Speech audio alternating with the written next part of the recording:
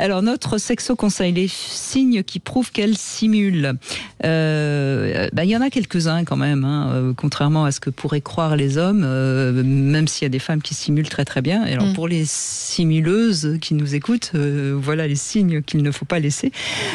Notamment lorsqu'une femme regarde droit dans les yeux, elle ne peut pas avoir un orgasme.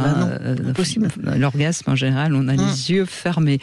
Donc, méfiance, si cette femme vous regarde beaucoup pendant l'acte, normalement, plus on est dans la jouissance, plus on a les yeux fermés. La langue sur les lèvres, on voit ça dans les films porno, mais c'est absolument pas un signe de jouissance, au contraire. Voilà. Écoutez beaucoup la respiration, hein. Si elle est régulière et qu'elle augmente, ou qu'on a l'impression que c'est une respiration soit plus saccadée, soit plus profonde, il y a des chances qu'elle soit vraiment dans le plaisir, parce que le rythme généralement s'accélère au moment de l'orgasme.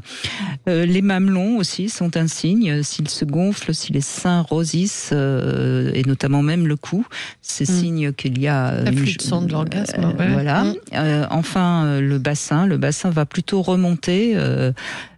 Par contre, des mouvements circulaires très intenses, c'est archi faux, hein, ça c'est pas vrai. Mais en revanche, les mouvements peuvent permettre d'augmenter le plaisir, mais au moment de l'orgasme, il n'y a pas un mouvement de bassin particulier. En revanche, il peut y avoir des contractions du vagin. C'est ce que j'allais dire. Oui. Voilà. Hein, et puis c'est quand même difficile à simuler pour le coup. Les contractions, c'est un vrai signe. Oui, quand même, oui. Et ensuite, la lubrification, c'est pas forcément signe de plaisir. D'abord, il y a des expertes qui savent mettre du lubrifiant ou de la salive, hein, pour vous prouver qu'elles sont en plein désir. En revanche, quand il y a beaucoup de lubrification, en règle générale, oui, c'est signe de désir et de plaisir, évidemment. Voilà ce qu'on peut en dire. Peut-être que vous avez d'autres choses à ajouter. Non, j'avais pas pensé au regard, effectivement.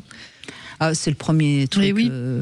Et dans les exercices de sexothérapie, je me souviens qu'en thérapie de couple, on nous apprend que le premier truc pour qu'une femme puisse apprendre à avoir un orgasme, c'est couper la question du regard. Ben oui.